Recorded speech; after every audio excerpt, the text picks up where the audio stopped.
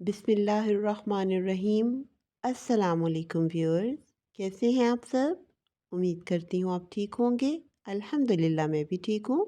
आज मैं आपके साथ कोफ्ता राइस की रेसिपी लेके आई हूँ, जिसको बनाना बहुत ही इजी है।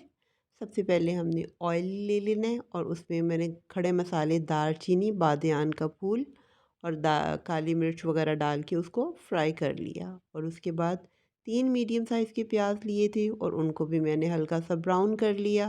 जब वो ब्राउन हो गए तो उसमें लहसुन अदरक की पेस्ट डाली 2 टेबल स्पून और हल्का सा पानी डाल के उसको भून लिया। फिर मैंने 3 टमाटर उनको ब्लेंड करके रखा, वो डाल दिए। 1 टेबल स्पून मैंने नमक डाला है और इसकी भुनाई करती जाना है। रेड चिली पाउडर यानी कि लाल मिर्च का पाउडर 1 टेबल स्पून डाला है और हल्दी जो है वो मैंने 1/4 टीस्पून डाली है और कोरिएंडर पाउडर, ज़ीरे का पाउडर जो है वो मैंने 1 टीस्पून डाला है और अच्छी तरह से इस मसाले की भुनाई की है। और फिर मैंने इसमें दही डाल दी है, 200 ग्राम्स के नज़दीक दही डाला है और फिर उसको भी भूना है। फिर बिरयानी मसाला इसमें आप डाल दें, यानी कि सारे मसाले हम डाल के उसकी अच्छे से भुनाई करनी है मसाले की। प्याज, लहसुन, अदरक, टमाटर, दही सब अच्छे से अब हमारा भून चुका है। कोफ्ते जो हैं इसके बनाए मैंने आपके साथ पहले भी इसकी रेसिपी शेयर की हुई है। ये मैंने बना के फ्रीज़र में रखे होते हैं। कभी जब दिल करता है सालन में डाल लें या चावल बना लें, तो आज मैंने चावल बनाने का किया तो मैंने वो फ्रीज़र से निकाले हैं। और ये अब इसके मसाला जो मैंने भून के तैयार किया था उसमें मैंने कोफ्ते डाल दिए। ये फ्रोज़न कोफ्ते हैं। इसमें जो पानी होगा, अब मैंने इसमें पानी नहीं इतना डाला, इसी को मैं अच्छी तरह से भूनूंगी और मैं इसको गलने के लिए रख दूँगी। कि अपना ही पानी जो उसका होगा वो उसमें छूटेगा और वो उसी में गल जाएंगे। ये देखिए, अब इसमें अभी भी थोड़ा सा पानी है क्योंकि फ्रोज़न होते हैं तो उसमें थोड़ा सा पानी निकल आता है। और मीडियम से लो फ्लेम पे मैंने रखे हुए थे, तो ये देखिए अब वो उसका पानी निकल रहा है और ये कुक हो रहे हैं, गल भी रहे हैं और इसकी कुकिंग भी हो रही है। ये देखिए अब ये थोड़ा सा अभी भी पानी है इसमें और इसकी मैं बस अच्छे से भुनाई करूँगी।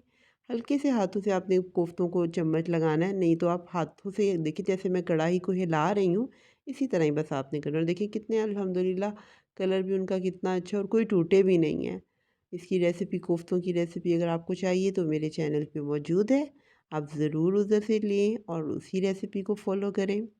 अब मैंने इसमें पानी डाल दिया है। मैंने इसमें 3 ग्लास पानी डाला है क्योंकि मेरे पास चावल 2 ग्लास हैं और मैंने 1.5 गुना पानी के हिसाब से उसमें पानी डाल दिया। और सफ़ेद ज़ीरा 1 टीस्पून और गरम मसाला भी मैंने हाफ़ टी स्पून डाला है और इन दोनों चीज़ों को मिक्स कर लिया है। चावल मैंने भिगो के रखे हुए थे 2 घंटा पहले के, तो वो मैंने इसमें मिक्स कर दिए हैं, यानी कि अब इसमें डाल दिए हैं। अच्छी तरह भीगे हुए हैं चावल।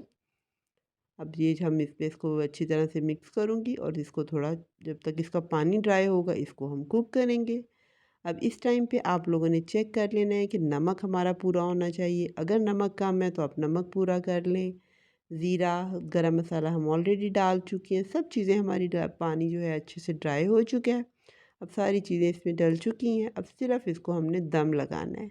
ये देख रहे हैं अपना, अभी अभी तक भी हमारे कोफ्ते इसमें टूटे नहीं हैं और इतने सॉफ्ट ये बनते हैं कोफ्ते। अगर आप मेरी इसी रेसिपी को फॉलो करके कोफ्ते बनाएंगे तो बहुत ही मज़े के कोफ्ते बनेंगे आपके। चाहे आप उसको सालन बनाएं या चावलों में डालें, बहुत टेस्टी बनते हैं। और बस मैं अब इसको दम पे रख दूँगी 5 से 7 मिनट के लिए। पहले थोड़ी देर तवा नीचे रख के तो आप उसको गर्म कर लें और फिर उसको छोड़ दें दम पे।